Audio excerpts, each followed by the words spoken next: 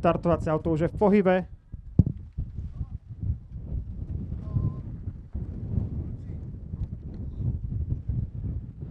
Štart a práve sa začal zlatý okruh KR Ostrava na 1640 metrov so 6 účastníkmi pre trojročné a staršie kone o 50 000 korún.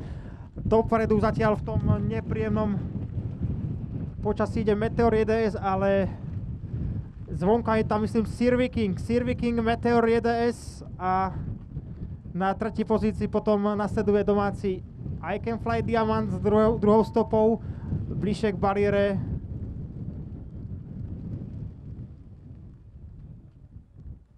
Tak, to naozaj sú ťažké podmienky na chvoste pola Nuclear Horse. Počkáme si, kým sa kone objavia pred tribunami, aby sa vôbec mohli pozrieť na to, ako vyzerá situácia. Je to Sir Viking s Davidom Dobrovoľným, zostane z kraje. Zvonka je na druhej pozícii Zazazu s Jaromírom Kotáskom, zostane Kora Ratičkovice, tretí je domáci I Can Fly Diamant a Jiří Svoboda, zostane JS Konzorcium na štvrtej pozícii, potom Meteor 1S, zostane SJINV.com s Michailom Honemanom a pole uzatvárajú Agita, zostane Vávra Chropine so Zdeňkom Pavlom Vávrom a Nuclear Horse s Monikou Kalčíkovou, zostane FV Jo Levín, ale bolo tam cválanie v polovici oblúka.